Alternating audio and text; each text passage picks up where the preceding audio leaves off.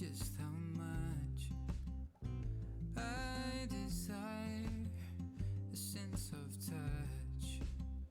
The mind takes on, you get caught up. Forget your spirit calling for a sense of touch. Sparks that fly, cheeks that blush, goosebump flesh, hands that clutch. A world of words is not enough when we were made with the sense of touch. So say Good evening, everybody, and welcome back to another DA Musical HQ session. Hope you're having a good evening so far. And we've got a great evening lined up with good friend Rowan Stuart from Durban in South Africa. Truly incredible musician, and had some great opportunities when I was still back in South Africa to hear this man live. And looking forward to listening to some music and shooting the breeze and seeing how he's doing down there. So hope you enjoy along with me. And my name's Dominic. You know me. Just another reminder that we support the World Health Organization COVID-19 Solidarity Response Fund, and we've donated $80 thus far since we started doing these a couple of months back. So it's good. It's not a huge amount, but anything helps. Without much further ado, I'm going to go down to Durban in South Africa to go and say hi to Rowan. How are you, Rowan? I'm well, and you? Yeah, doing nicely, man. I've just been playing here the Saints of Touch from your latest album from this year. Sure. Lovely song, very chilled out. It's a goodie. We need some chilled out music these days. Yeah, definitely. And it's heavily ironic. Yeah, I was saying that I'm glad that I released it just before the worldwide lockdown, because or a few months before, because it would be hard to sell the idea of the sense of touch and human interaction and human touch when everyone's wearing masks and trying to social distance. So yeah. I think the timing is crucial. Exactly. It's lovely. You've got a lovely sound on the electric in that song. It's a goodie. Oh, thank you. Is that the Strat? Did you use the Strat on it? We just my Strat into my little Fender Super Champ amp, mic'd up with a normal old SM57, and that's it. And do you do that? Do you do this all at home? I did. The drums for the album were recorded at a different studio. Okay. With my friend Andy Terrell. He played the drums, and we did it in quite an unconventional kind of way. But everything else was recorded at my home studio. Guitars and bass and vocals, backing vocals and programming. Andy Terrell, man of many talents. You know Andy? Of course. Okay. You played with him at one of the False Bay Folk shows. Yes, indeed. Yeah. Yeah, it was great. I know Andy. I've known Andy for some time already. Man of mystery and many talents. Durban's number one and possibly only pedal steel player. Pedal steel? Yeah. Wow. You see, he's a man of mystery because you don't know these things. Yeah, exactly. Yeah, no, he's a solid bass player as well. That always helps. Yeah, definitely. I usually have him on bass when I do my sets or my duo sets, but for the album I play bass myself, and it's kind of more practical for me to waste the time working on bass lines in my home studio. But for the drum aspect, I got Andy to play because I know he can pretty much nail it. I get dreadfully jealous of people that can play so many instruments.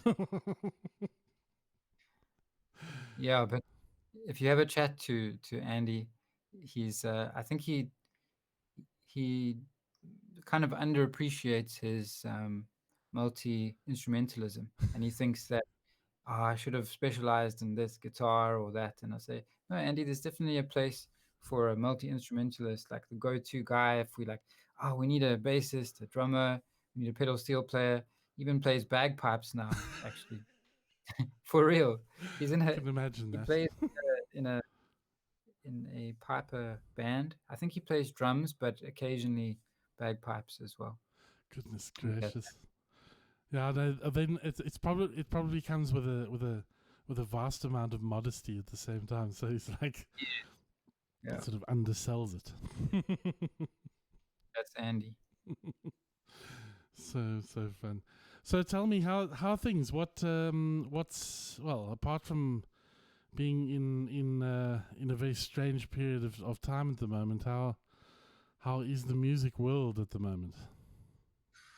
Well, it's been really strange because you mentioned my new album, A Map of Forever, which I had just finished and released.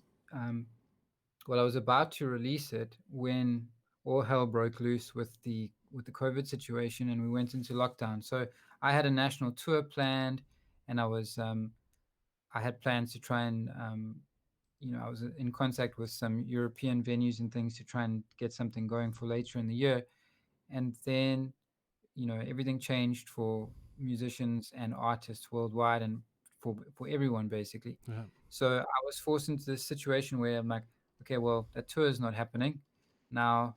Now what do I do? Got a new album, and normally, independent artists, your tours are very important to go and try and promote the album, because people want to hear it in person, and most of your sales happen, um, unless you're lucky and you have a song that does really well on Spotify.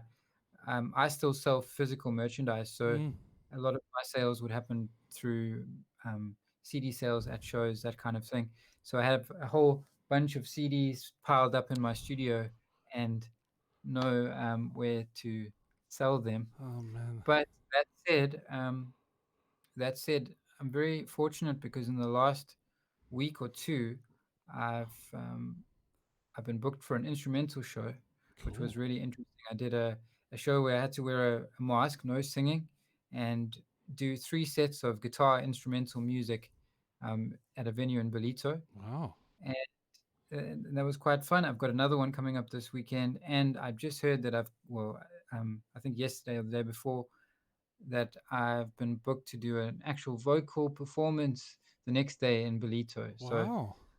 excited for that. It'll be my first actual singing performance in a long time, And live. how would, I mean, you're obviously able to sing live, and there's no kind of putting you in a box somewhere or Apparently, there are going to be some measures to isolate the performer from the audience. Hopefully, not perspex screens or something. I think it'll just be like a low physical barrier to make sure that kids don't run up onto the stage, that don't kind of thing. don't run up Yeah, and steal your mask.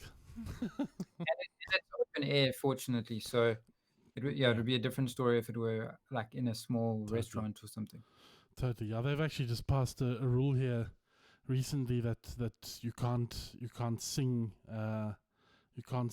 in an indoor environment, Yeah. which is Well, hectic. it seems weird, but I read some research on it, and singing is apparently a really um, quick way to spread the virus, because you project a lot of the infectious particles when you sing, and besides that, the air comes from quite deep in the lungs, so you've got more chance of, like, if you're singing out. And Mm. there was apparently there was like a choir practice in America, and they all practiced social distancing, I and didn't they know. had their own sheet music and stuff. One of them was infected, and by the end of the choir practice, about 70% of the choir became infected. What? The singing is just, yeah. So, That's hectic. but come watch my gig. Put a camera up. I'll be there. Yeah, But whoever is listening, go and watch. yeah, exactly. Um, No, yeah. exactly. So and sort of yeah, it's so challenging at the moment to kind of predict the future. But I do see that you've become part of the Patreon movement. Yes, indeed. How long have you been doing that for now? Just a couple of months. I think I'm on my third month of, like, today I sent out the month 3 rewards, which were each month I'm sending out one of my 6 albums that I've released, and then as it grows, I'll start doing diversifying and having other kinds of benefits and rewards. It's Yeah. an incredible platform. I reckon we haven't seen the true extent of what Patreon can actually do. Yeah, I agree with you absolutely.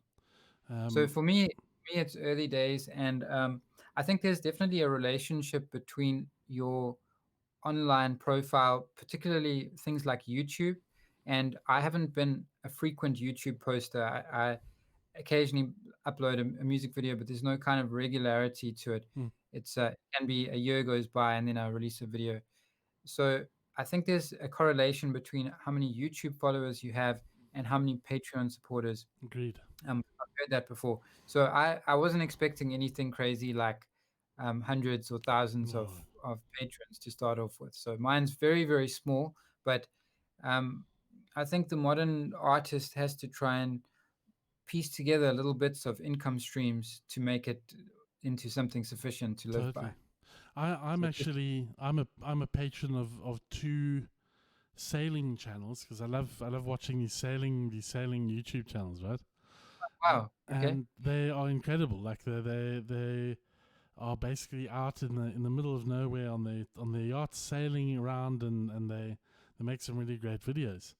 But Wow. it's also like a really really good form of escapism. But they have this sort of Patreon account, so I thought, you know what, I might as well do it. It costs per video that comes out, it's like $3, which is like the price of a coffee, right? Like, Sure. but it really does help if these guys are getting 500 to 1,000 or more patrons that come on board. You're looking at a salary that a musician will like hardly get. So Yeah. I find that intriguing. Like if I think keep on with it, because I think you'll be able to get that sorted, I'm sure. Well, I'm definitely going to try. And I think the magic thing about Patreon is that it's one of those things which is highly reflective of the new world that we live in. Well, not so much the COVID world, but Mm, pre-COVID world, where it's all about trying to cut out the middleman. mm, Because before in the music industry, you had like everyone, if you wanted to be anyone, you had to be signed to a large record label, and then there were people that you answered to that could make the decisions, and there was always a barrier between your supporters, your fans, and you. totally. And it's completely changed in my lifetime, particularly in the last few years, where now it's about the artist or the entertainment provider, individual or band, and their fans, and it's a direct link. I mean, Patreon obviously takes a little bit of a cut from that, but it's like It's it's not like minuscule. somebody who's a gatekeeper who can say no, you can't post that song because it's not catchy enough or Exactly. whatever. Yeah. And it's certainly you're certainly getting a lot more from Patreon than you get from streaming services. Yeah, absolutely. Yeah, streaming services offer you a tiny, tiny bit. Oh, Uh, you have to be streamed thousands and thousands and thousands of times before you even consider getting like just like a little bit from it, you know? yeah, so I can tell you, I have a song that's had I think 160,000 streams on Spotify, um, but it's still, Spotify hasn't made me a rich man or No, anything by that. So I mean, how many more do you need? Like millions? Or so it really means that only the highly successful artists can actually make money from Spotify. So it's a bit of a strange thing. yeah. So yeah, I mean, whoever's online and listening, guys, you need to go onto Rowan's Patreon and go and support it. And I think once proper live shows are back in, then you can start looking at like VIP tickets and that sort of stuff, you know. Exactly. And I would love to get into that type of thing.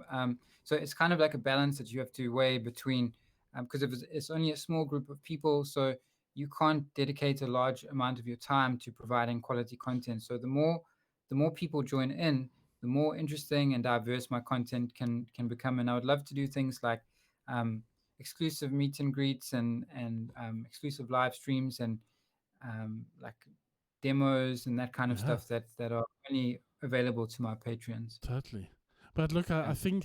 I think from what I'm seeing, I think there's definitely there's been quite a quick movement towards the digital kind of space, and I think people have just been forced there, you know, without much of a choice.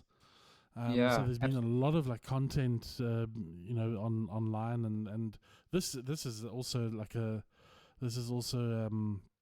evidence of that. This whole crowdcasting thing. I would never have been on this if it wasn't for COVID-19. So I think you'll be pleasantly surprised, and the more content you can sort of create and try and get out there, the more people are going to come online. I think the more people are going to support. That's a good point as well. Yeah, definitely. And I don't think, you know, who was it? It was Jack Conte, who's obviously the CEO of Patreon. He said people want raw content. They don't want like overly produced content. They just want something, and I think that's certainly worth bearing in mind. Yeah, I think what you're saying there, just anyone can experience the final glossy product when it's ready to go live to the general public. But if you are somebody's follower on Patreon, you get to it's like a deeper glimpse into what actually happens behind the scenes, Exactly. and it's a more three-dimensional view on that artist's world, or Absolutely. that band's world, or that creator. Yeah, Absolutely. Look, I think it takes a bit of practice to kind of get your weekly or your monthly content schedule going. But I think once you're going and once you're doing it, I think the opportunities are endless. yeah, absolutely. I'd love to get to that point, and then when I do tours, it's not because like I have to go out and do a tour. It's always will just be by choice because I've got sort of the passive income from Patreon and things like that online, and then be more selective about which shows I do, that kind of thing. That would be a great place. Yeah. Exactly. Well, what I was thinking is maybe we should kind of interject with a song, because that's That what sounds we good. do here. Great. Anything that you may want to play. I haven't received a request of sorts, so the choice is up to you. Choice is up to me. Okay. Cool. So maybe I'll start off with an acoustic song. Cool. How about that? Okay. Just gonna grab this. Okay. So this is an older song of mine, and I've told this story so many times, so I'll just make it quick. But I wrote it about while I was driving. I came up with a story about being in a taxi, and it's sung to the taxi driver, asking him to please drive faster so we can go to the city and stop a wedding from taking place, because I had just found out that my childhood friend, who was a girl, was A, in love with me, and B, about to get married to somebody that she wasn't in love with. So so this isn't a true story, fortunately. I don't know why it just popped into my head while I was driving. And it's also got kind of like a country sound, which I don't know how that happened, but it sounds something like this. Just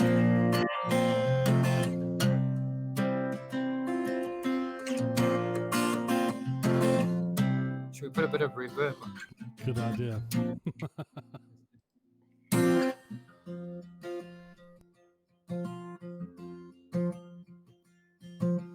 Hey mister, can you step on it please?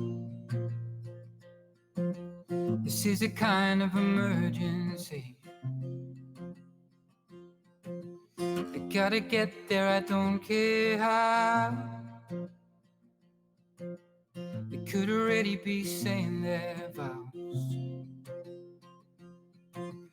If you could run just a couple red lights, they've run off to get married tonight. And if I don't make it to the city tonight, gonna lose the greatest chance of my life. If I don't make it to the city in time, I'll never find peace and she'll never be mine. So help me make it to the city tonight. Oh, now help me, won't you take me to the city tonight? We've been friends since we both were young. I always loved her, but I held my tongue. So then she sends me a heartfelt letter. She likes him, but she loves me better. And now you know just the way we're getting. Please drive if you're late for your wedding. 'Cause if I don't make it to the city tonight, I'm gonna lose the greatest chance of my life. If I don't make it to the city in time, I'll never find peace and you'll never be mine. So help me make it to the city tonight. Oh, won't you help me? Come on and take me to the city tonight. Something like that. Fantastic. Fantastic. The sound is coming across really, really nicely here. Oh, that's great. Yeah, it's That's good. great to hear. Tell me something. What is that guitar that you're playing? It's a chord, but I've never actually realized what chord it is. Okay, so apparently there was a guy in Durban who Court used to manufacture their stuff in South Korea, and at the time they had a custom shop, like Fender has a custom shop and Gibson. And there was a guy in Durban who ordered a guitar from the custom shop to be made to his specifications. And when it arrived in a shop in Durban, he didn't like the color. So he ended up not buying it from the shop, and it stayed there waiting for somebody to purchase it. And I got hold of it. And so I don't think it's a mass produced one. It's just like a, I don't know very much about it. And I'm also not one of those super technical guys who can tell you about which wood went into which part of the guitar and how that wood changes the tonality It's and okay, I stuff. won't But I believe, ask you that. sorry, what did you It's say? okay, I won't ask you that. But apparently it's Australian blackwood, something like that. And it's got a nice, That's a beautiful. very versatile pickup system in it. That's a Fishman, yeah. Yeah, so it's got a blend of a little microphone and the the normal Fishman type of pickup. And but I often just use it on the pickup and not the mic. And occasionally, if I want just a slightly more three-dimensional sound, I blend in the mic. And I really like it. It's got It's great great got like a guitar. sparkly Yeah, it's beautiful. tone to it. There are a lot of courts out there that don't have that sound. Sure, yeah, sure. Yeah, Um, something about it, and it's cool. I like it. yeah, which is why it's like it's a special guitar. Maybe you're playing that at False Bay Folk down in Cape Town there near Simonstown, and it was a beautiful guitar. Beautiful guitar. Cool. And you've got a few other guitars behind you there. Well, definitely two from what I can see. Yeah, I think I have about 7 or 8 guitars. As you well should. I'd like to have more. You know, but it's nothing wrong with wanting more guitars. yeah, space in the studio is just a premium at the moment. So it's like every time you bring a new bit of gear in, you've got to try and throw an old piece out or find another home for it somewhere. It's okay. I know that illness all too well. I've been like building up my little studio here with my sort of MIDI keyboard and amps, and it's an illness, but it's a good illness to have. Yeah. Yeah, as long as the stuff's getting used. I mean, that's the thing. You buy a new guitar or a new piece of gear, and if you can actually use it, then it's an investment, you know? Ends Totally. up. I have a tiny little nylon string guitar. I'm going to grab it quickly. Cool. I won't be long. It'll take me a couple seconds. No worries. And I'll tell you a little story about it. Um, so, I don't know if you can see it clearly. Wow, it's definitely matching your T-shirt. Almost. So blue is my thing at the moment. Has been for a while, and so I had a music video concept that I wanted. So I went to my local music shop, Glenwood Village Music in Durban, and I just literally wanted to find like the cheapest little guitar that I could find in the shop, so that I could paint it, because it was just a normal natural finish, and so I could paint it blue, make it part of the theme, Yeah. and like I didn't have high expectations for it or anything, but ironically I ended up really liking this guitar and used it on a couple of songs on my latest album. Goodness. Because even though it was like a really really little cheap guy, it has its own unique little. That's interesting.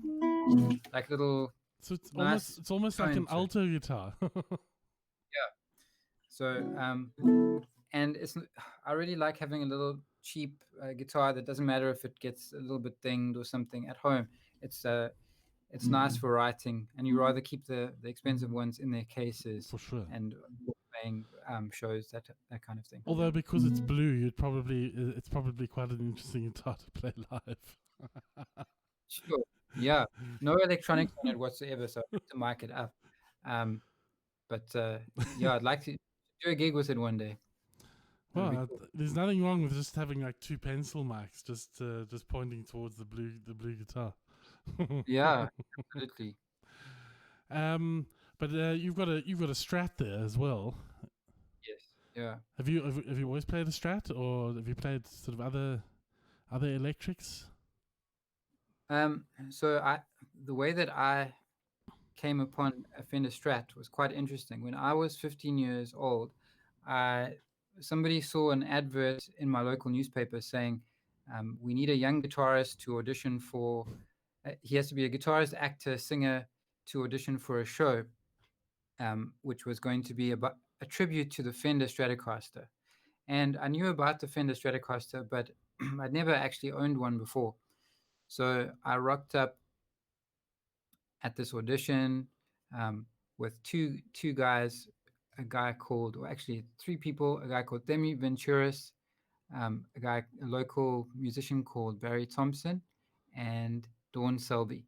And I had this audition and it went well, and I got accepted as the lead role in this show called The Guitar That Rocked the World, which was really, really successful in Durban in the year 2000. And then it ran in Cape Town and then in Johannesburg, and it had like a 10-year reunion. But so in that show, Fender actually supplied a bunch of Stratocasters for the cast. So everyone on stage was playing Stratocasters. And Semi Venturis kindly at the end of the show allowed me to keep the one that I had played in the show. It wasn't this one. It was a Mexican blue one that my friend Jared now owns. Okay. And I'd love to see it again and play it and see if it's still like I remember. But then along the way, I also had a funk rock garage band called Cynosha, and we had a Fender endorsement at one point because of the relationship with Fender and everything. And at that point, I seized the opportunity and bought my fancy American Deluxe Series Fender Strat, and that's how I came upon it. I also have a Strat with a slightly larger head. Okay, like the Jimi Hendrix type of style. Yeah, and then it also comes with a humbucker. Cool, which is very nice. Like one of those. It's a strange. I think it's one of the stranger One of the strange ones. I don't know how many they're producing of those anymore. Okay, yeah, Especially with the humbucker. I mean, like, the Strats don't come with humbuckers, for goodness sake. yeah, you don't often see that. No, Yeah, but it's a beauty. I love it. It's a very forgiving instrument to play. I love it. yeah, that's good. Yeah, and I've got a couple of questions here actually that I was putting down earlier. Okay. If you were to choose, if you were to choose the best, your best venue that you've ever played at, and the a venue that you aspire to play at. That's a great question, and I don't know if I can answer the first one, because it's probably a tie between a handful of venues that I've played around. See, for me personally, in a solo capacity, I've only performed in South Africa and in Namibia. Um, Previously, I had toured with larger productions and performed in New Zealand and things like that, but as part of an ensemble cast with like dozens of people. So, in terms of solo venues, I really, really like in KZN a place called Music in the Hills, or known affectionately as Myth, Mm-hmm. in Hilton. It's just a really, really fantastic audience, because the audience at the end of the day makes the venue. It can be somebody's lounge, and if the audience are on your side, then it's an amazing venue. But this venue, they operate, or pre-COVID, they would operate once every 2 weeks, and almost every time I performed there, there would be about between 150 and 200 people there, and they're just real music lovers. Mm, Um, and then, sadly, another one of my favorite venues called Music in the Shed. So there's a theme here: music in the music. something. Music in the Shed is just, I've just found out that they're closing down. Oh man. They won't be reopening once things normalize again, unless they can find a new venue. But that was in Hillcrest in Durban. Um, in Cape Town, there's of course the Elmer Cafe that I'm Oh sure yeah. you know about. Oh yeah. That's a very special venue run by the Tate Oh family, yeah. Jeez. and small venue, but there's such heart there, and the Uh, sound quality is always great. It's like an old Dynacord PA system, I think. And um, Richard's secret is that he mounts one of the speakers almost like a monitor, yeah. so it's behind the audience, um, and in front of the artist, so Yeah. you hear what the audience hears, and it's beautiful. It's a beautiful, beautiful sound, and I don't think you can get better than that. Yeah, so I love that room.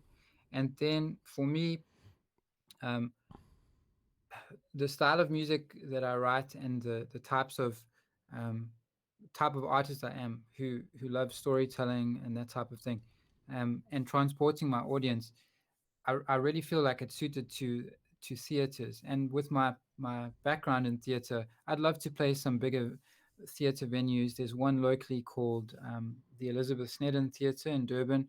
I'd love to fill that venue out one day. Um, so that's always on my to-do list, like for one of these days. Hmm. That's very interesting. I've I've been working, well, on and off. I've been just doing kind of projects with a gentleman by the name of Seb Goldswain. Ah, yes, I know Seb. And yeah, Seb is busy kind of releasing an EP bit by bit now, which is actually quite fun to see. You know, releasing track by track. But he's also like, he also loves the performance, or you know, like performance venues. So yeah, with, I suppose, with almost like a little bit of theatre involved, because Sure. he's one of those sort of what's the word? I mean, he's very much in the vein of like Tommy Emmanuel. Yes, So yeah. he's a So I've known performer. him for a while, and we've done some shows together and stuff. And Oh yeah, he's very, very talented, very, very nice guy. yeah. Would be nice to see you two doing a little collab, perhaps. Yeah, we must definitely do it. The closest we came was we performed together for at a fundraiser. I kind of sort of handpicked a couple of artists from Durban that I'd like to have on the bill. I think it was last year, Mm. and it was, yeah, it was just nice to. But we didn't really share the stage at the same time, and that Mm. that needs to happen. We definitely need to do that at some point. We'd Yeah. have to, you have to have that on video. Need Yes. to have Yeah. that dueling guitarists. Sure. Yeah. Yeah, I don't know if it'll be a duel, more of a collab. Collab, yeah. Yeah. Mm. We can have a bit of dueling in there, though. There's nothing wrong with a bit of dueling. Another question: how do you write your music? I write it probably quite differently to a lot of other people because normally when I speak to artists about my process, they're like, that's odd. Um, so it all pretty much starts with this little thing here, which is an Olympus digital dictaphone. It's not a particularly high quality one or anything. And that's kind of the secret as well, because it fills up after 100 um, demos, and they're not great quality. There's like a bit of a hiss to them, but I find that that makes them that that that's like a signature of them, and it reminds me that it's not meant to be like a final take or Yeah, anything. It's just a demo. It's a record of an idea. So I will literally um, sit here on my own in my home studio, or sometimes out in nature, and just with guitar, I will just fiddle around until something sounds interesting, like a slightly unexplored kind of arpeggio or chord sequence, and then I will start making some random vocal sounds over it with no clear lyrics. It's usually just mumbling, and then a word might pop into my head, and then I'll the at this point putting a lyric in is basically just there to help me identify the demo, and very often it doesn't get used in the final production. Occasionally it does and I'm lucky, but most of the time it's just there as a placeholder. And then what happens is I have hundreds or even thousands of these little demos that I've assembled together, and at some point I decide to like narrow them down to my favorite ones. They still don't have lyrics, and it could be a week before the final recording of a song, and I'm like, I need some lyrics for that song. So I'll sit there with with that idea, and I'll play it, like close my eyes and try and picture where it's taking me emotionally or transporting me, and then I'll try and come up with a story or relate it to a story that I or an experience that I've had, and turn that into a song. So the lyrics are pretty much the last part of the writing process. interesting. Yeah, I think a lot of people write very differently. Like some Yeah. musicians will kind of come up with a poem and then sort of haphazardly add some sort of music to it, and then you know. So yeah, that was interesting. Interesting. Um, are there any songs that you've written that you wish you could have released up until now? Well, I write so much that I was talking to my friends about it. I'm currently working on about 6 new projects. I can't do them all simultaneously, but it's a plan to roll them out, and each one has its own purpose and its own style and Wow. sound. I'm I'm one of the type of artists that doesn't like to um, like focus on one particular genre for too long. It's just something about my background in as a session guitarist in lots of different shows. Maybe where one show I would have been hired and asked to play 80s hits, and the next one was like um, Elvis Presley for 2 hours or something like that. So having to learn a variety of different types of music and ingested that. When it came time to actually releasing my own music, my first album was like going in 3 different directions. There was like a minimalist folk thing, an African thing, an alternative rock thing, and a pop thing. So there's actually 4 different directions. And so yeah, I'm always looking to create like new different projects and stuff, and try and make them still make sense within the Rowan Stuart universe. So to answer your question in a nutshell, there are plenty of songs that I would love to release, but their timing isn't quite right yet. Okay. Jeez, interesting. What was that? Oh, did you study music? Did you actually kind of go through the whole process of studying?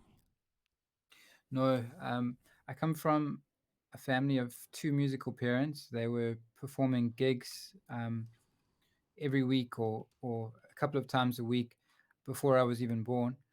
and so I've got like a musical, like I guess like a gene in me from my folks, and I picked up a guitar and I took to it very quickly and naturally, and taught myself Huh. after the first couple of chords that I think my mom taught me, and so progressed that way. Fortunately, I've got a pretty good ear for music, and then when I decided to become a frontman and sing my own songs, I needed to just like boost my confidence. So I went to some vocal training for about a year and a half, 2 years, and did like a kind of semi-formal exam with a local singing coach called Sharon Williams Ross, Hmm.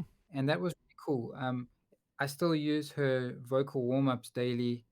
Um, that's just like a nice thing to carry on from that, and it just gave me a bit more confidence to have somebody who's a singing instructor say to you, you know, you don't suck, basically. It's a Yeah, nice thing. it was a long process becoming confident enough to sing my own songs. Yeah, I can imagine. I don't think I'd ever be able to do it. you'll uh, be surprised. oh, It takes time. You'll get there. I think. Yeah, I mean, you need to be fastidious. I think is the word. If you're not Yeah. fastidious and you don't take time out and you don't actually properly work at it, I think it becomes very difficult. Yeah, I mean it's music, so there's space for everyone at every different level. Yeah, You get people who sing without any training. You get others who've done years of training, and everyone has their own place. totally. But for me, it was just a confidence thing. And one thing that really shows is a singer who lacks confidence. That affects your actual delivery because Mm. it's about conveying a message to listeners. And if you don't sound like you believe in your message, then the other people are not going to either. So it comes across in Yeah. your voice as well. I think. Yeah, Mm. absolutely. Yeah, singing, it's kind of a spiritual thing, and it's very much related to your health and your mindset and your well-being, and who you are as a person, because with exception, you can't really hide your personality when you sing. There's an aspect of it that you can't pretend. I mean, you get artists who put on like an affectation in their voice, Yeah. um, but generally you get other artists where like I was a huge fan of Billy Corgan from the Smashing Pumpkins when I was growing up, and some people the first time they hear Billy Corgan's voice they're like, "Ooh, sounds like a mosquito in my ears." I've heard that type of thing before, but what drew me to Billy Corgan's voice is that there's no pretentiousness. He just sounds the way he does, Yeah. um, and it's kind of like the distance between his message and the delivery is very small.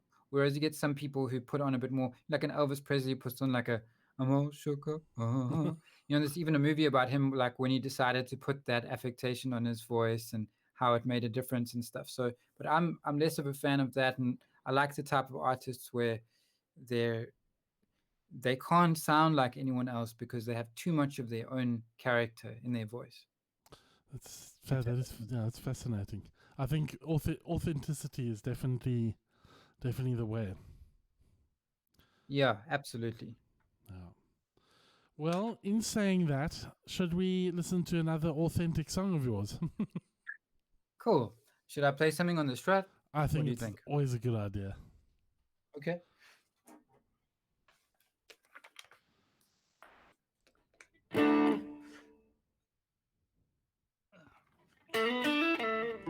Is that coming through okay? Oh yeah.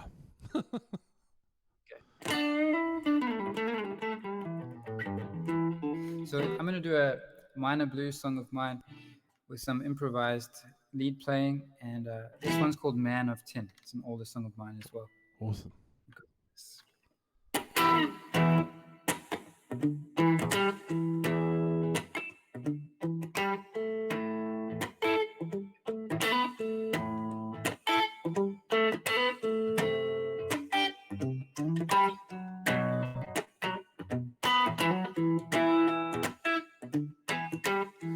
She told me I was unfeeling,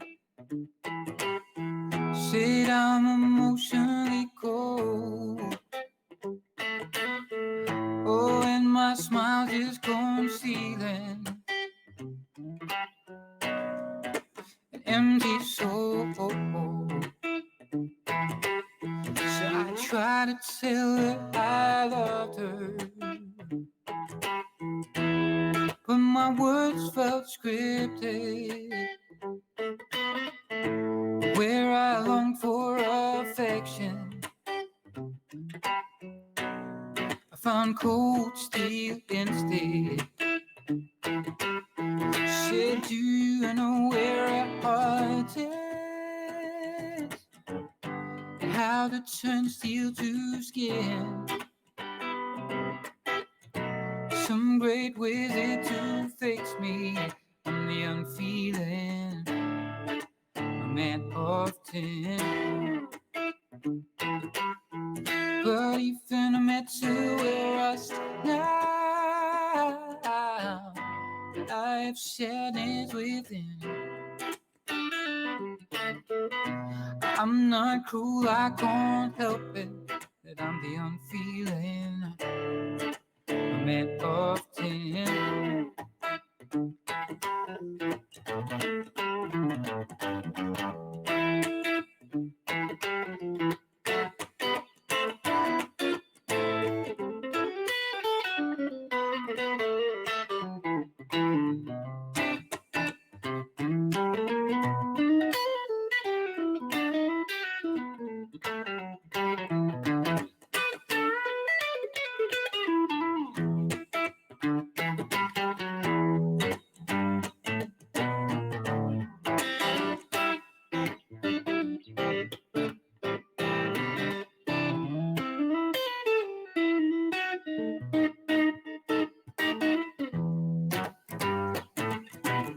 Said, do you know where a heart is?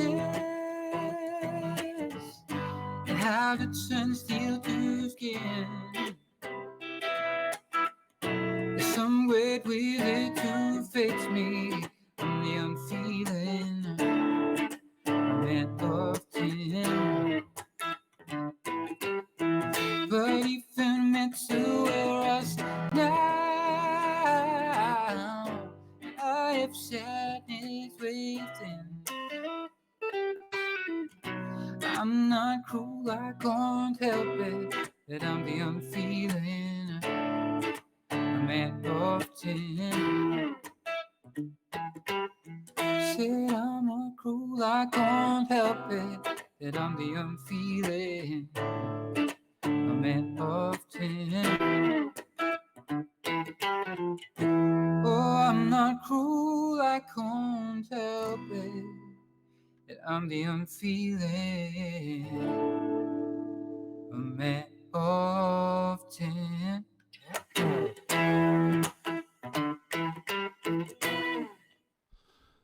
Yeah, that's a great one. Love it. Thanks, Tom. You haven't. You've got so much. You've got so much feel. It's fantastic to listen to. Thank you. That's great. I just wanted to see. We've got Beata is online with us, Oh, cool. Hi, Beata. and Karen van Leeuwen, Yes, I know her pretty well. and Lorna is online with us. I think that's Mum. Yeah, that's my mum. Hi, Mum. And Nick has just joined us. I don't know which Nick this is. So hi, Nick. Hi. No idea who that is, but welcome. Yeah, great stuff, man. Lovely to see you playing again. It's been a while, and Yeah, hopefully we can get you over to Europe as swiftly as time will allow it. that would be a dream come true, definitely. Yeah, I'll keep trying. it would be incredible to get you down into Italy. The Italians absolutely love music as well as Germany, but like the Italians especially. It's a big live scene, like all the way down to wherever you go. All these little villages, they just absolutely love it. Well, I mean, they practically invented modern music. Totally. isn't all the musical terminology Italian? Yes, exactly. Ah, hi, Nick. He's just It's saying in their hi. culture. That'd be great. Absolutely. But they just get so involved with it. You know, it's like so passionate. Oh, Hey, Nick is just a random person from the UK who's logged in, so we don't know who he is. nice to meet you. Good to have random people logging in. Nice to see you, Nick. Yeah. What else was I gonna say? Have you ever looked at the States before? Like, have you ever considered that wide, well, that possibility?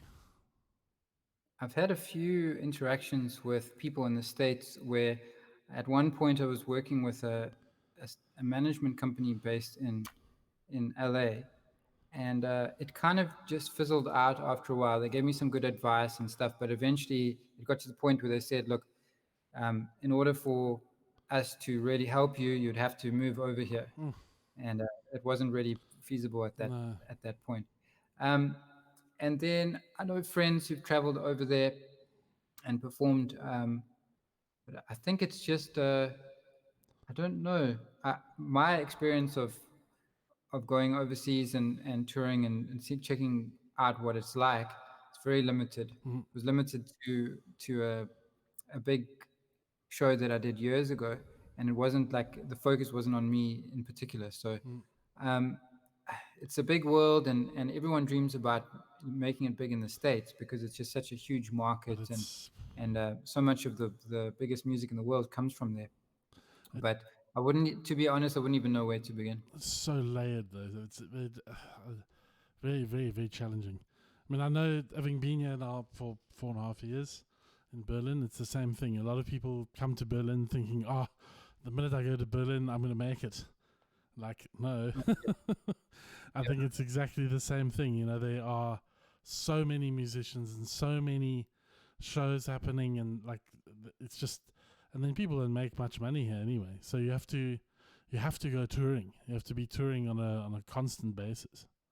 Okay, sure. Yeah. Um, but Which is now harder than ever. well, it's yeah, can't do it. Oh, it's such a pity, such a pity.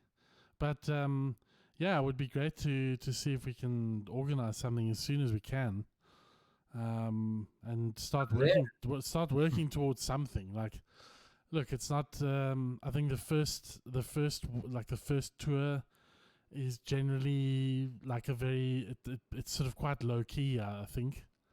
Yeah. But there are a lot of open mics. There are a lot of like decent smaller venues. There's actually a great venue called Bar Bobu, and they've actually just reopened after the whole lockdown situation. And Okay. they can only seat people, so you can't have people standing in the bar and all that sort of stuff. So, but now they're That having sounds problem. so like. But now they're having a problem with the singing. So you can't have people who sing, which I find that crazy. Um, Yeah. I think it relates back to what I was yeah, saying earlier about how infectious the exactly, singing is. exactly. No, If look, you have COVID, singing is one of the prime ways to spread it to other totally, people. totally. It's just a great pity to Yeah. and a lot of the musicians as a result are really kind of just, what do we do? Like, most of them are just trying to kind of go and busk and do some performances on the streets. And then, of course, the Mm. police don't like that very much, so they're causing some problems for the musicians. So it's a challenge, but we'll let's wait for this pandemic to be over, and then we can get you over here for, I would say, like 2 weeks to a month is a good idea. Yeah, that would be lovely. And then at least you sort of you kind of get into a little bit of a scene. You can kind of like spend a Meet week some. in one city and like. Yeah, I mean we um, here like in lockdown, starting to really miss touring because I've been touring South Africa for quite a while, Yeah. and sometimes it's really nice, and sometimes it's just really stressful. I'm quite a anxious kind of person at times, and being out on tour can be very stressful. We've had things like blowouts on the freeway, Oh, or um, dodgy accommodation and getting like rashes and stuff from sleeping Oh no. in strange places, and driving in the middle of the night to try and find accommodation because it didn't work out. Oh boy. And then, like, shows canceled because no one booked, or and then there's a lot of stress that's involved. Most people think, oh, going on tour sounds like so much fun, um, and it can really be fun, but it can also be a real challenge. So in a way, the lockdown was a little bit of a relief because I wasn't sure how my tour was going to go, was Yeah. going to pan out.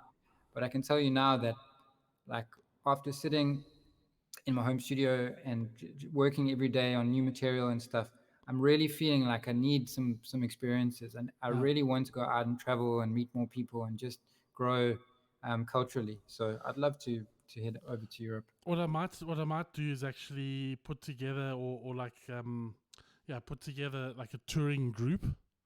So like a musicians touring group, and basically just invite musicians from South Africa, Germany, Italy, and kind of put together like a group of touring parties, so you can actually start linking up and saying, hey, I'm coming on such and such a date, can we kind of link up and do a collab tour or something like that, Yeah, they wanted to come down to SA. I Exactly. mean, as I say, a lot of the venues have kind of closed Yeah. down, but the Oh, more and more that I'm sure will open up. And yeah. if somebody from Italy is looking to do a South African tour, they could always chat to me, and Yeah. we could try and do something like that.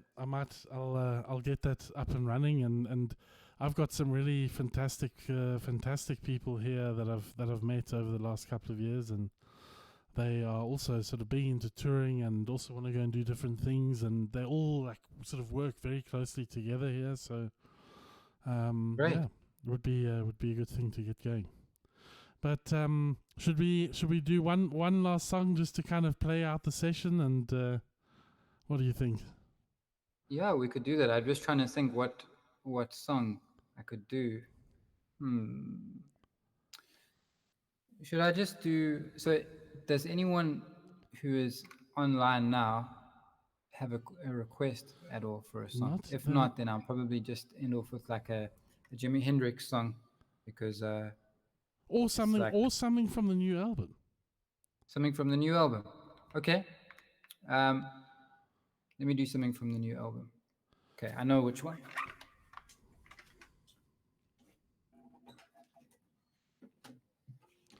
But but before you sort of get in there, thank you very much for coming on the show with me here. It's been a pleasure, Dom. Thanks for inviting me. Yeah, it's been great to touch base and to see what you're getting up to, and happy to listen to your album this afternoon, and just great to catch up. Yeah, thank you, and I'm glad you liked the album. So if anyone is listening, check it out. It's called A Map of Forever, and it's everywhere. It's on all of the major platforms, from streaming to download. But the best place this is a cool thing just to say for anyone who's a fan of an artist. One of the best things you can do now is support them on Patreon. But if you're not keen to do that because it is a monthly commitment of your choice, then if you do want to download their music, you can try websites like what's it called? That one, Bandcamp. Yeah. So Bandcamp, my album is available there, and Bandcamp are one of the more fair aggregators of music. So they send like one of the biggest cuts to the artist. So if you want to support the artist, Bandcamp is the way, or Patreon, something like that. And then obviously when we can all perform live shows again, that's the ultimate thing for us performers. Exactly. But it'll come. But great to have you. Thank you very much, and Rowan Stuart, everybody. Thanks a lot.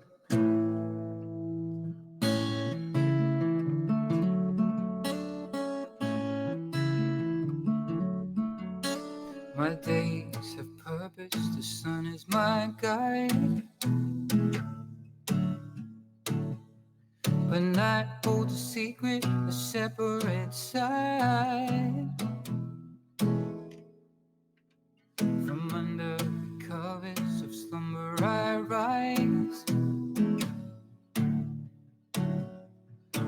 restless, I roam, never open my eyes.